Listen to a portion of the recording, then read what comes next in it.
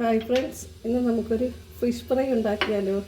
നെത്തോലി മീനാണ് അതിനായിട്ട് എടുത്ത് വെച്ചിരിക്കുന്നത്. കുറച്ച് നെത്തോലി മീൻ, കുറച്ച് മസാലപ്പൊടി, മുളക് പൊടി, മഞ്ഞൾപ്പൊടി, കുരുമുളക് പൊടി എല്ലാം കൂടെ ചേർത്ത് മീനിലേക്ക് നന്നായിട്ട് പുരട്ടി വയ്ക്കാം. ഉപ്പും കൂടി ചേർക്കണേ, ഞാൻ കാണിക്കാൻ വിട്ടുപോയി. ഒരു 10 മിനിറ്റ് ഇതുകൂടി ഇരിക്കട്ടെ.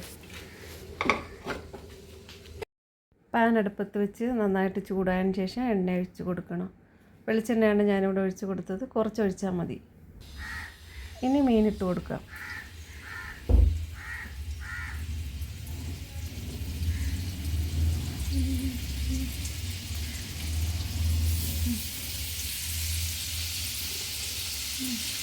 എല്ലാം ഇട്ടിട്ടുണ്ട്. ഇനി നന്നായിട്ട് മൊരിഞ്ഞ് വരട്ടെ. എൻ്റെ വീഡിയോ ആദ്യമായിട്ട് കാണുന്നവരാണെങ്കിൽ ഒന്ന് സബ്സ്ക്രൈബ് ചെയ്ത് സപ്പോർട്ട് ചെയ്യണേ.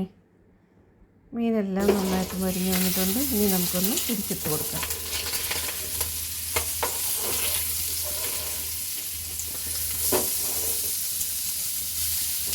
മീനൊക്കെ നന്നായിട്ട് ഫ്രൈ ആയിട്ട് വന്നിട്ടുണ്ട്, നല്ല മൊരിഞ്ഞ് വന്നിട്ടുണ്ട്.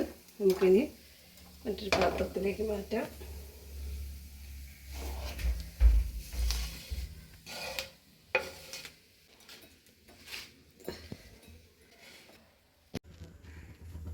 ഇതാണ്ട് മറ്റൊരു പാത്രത്തിലേക്ക് മാറ്റി നന്നായിട്ട് ഡെക്കറേഷനൊക്കെ ചെയ്ത് വെച്ചു. Fish fry ready.